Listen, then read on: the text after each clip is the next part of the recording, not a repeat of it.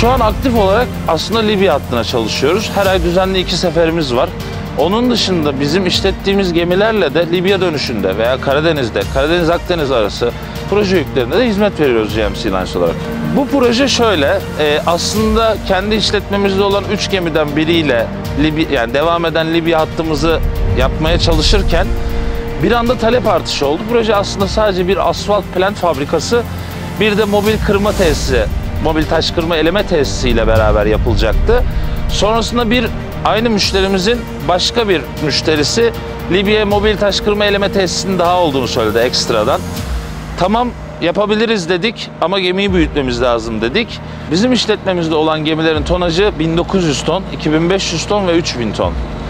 Bu geminin farkı şu, birincisi bizim gemilerimizin hepsi single decker, yani ambarında ikinci katı olmayan gemiler. Hepsi box, yani kutu gibi ambaro diye tabir ettiğimiz ambarları var. Bu gemi bizim işlettiğimiz gemilerin yanı sıra twin deck, yani ambarında bir katı daha var. Bu da bize ekstradan metrekare kazandırıyor. Autoport bizim ana limanımız ama bu demek değil ki başka limanlarda çalışmıyoruz. Biz GMC Lines olarak Mersin'den yükleme yaptık, İskenderun'dan yükleme yaptık, İzmir'den yaptık.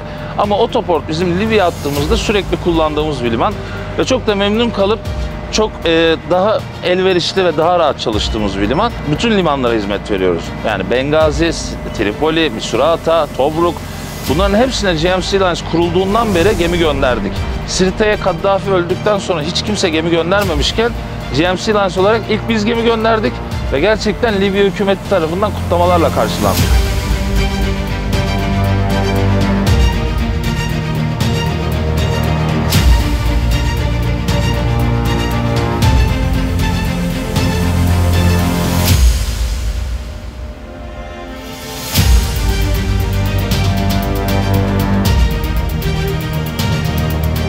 GMC Lines'ı biz müşterilerimize kabiliyetlerimizi talepleri doğrultusunda sunmak amacıyla kurduk.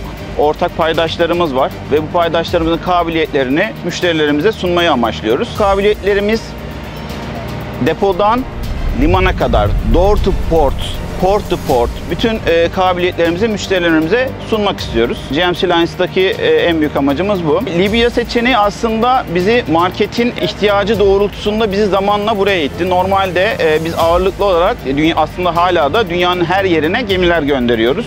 Her yerine taşımacılık yapıyoruz. Ancak son 2-3 yıldır bize gelen yoğun talep, özellikle Libya hattında çalışan müşterilerin sadece navlun deniz yolu ayağı değil de işte Türkiye'deki, Libya'daki organizasyonlara da ihtiyacı olduğunu gördük ve biz bunları sağladıkça müşterilerimiz gün ve gün bize taleplerini arttırdığı için mecbur Libya'da şu an bir numaralı bir servis haline geldik. GMC Lines'ın sahip olduğu en değerli şey, ben 12 yıldır bu sektördeyim.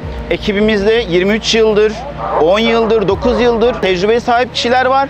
Bir de en kıymetli olan da şu, hepimiz lojistik sektörünün farklı alanlarında tecrübe edip gelip tekrar GMC Lines'la buluştuk. Kusursuz olması biraz kaçınılmaz oldu açıkçası.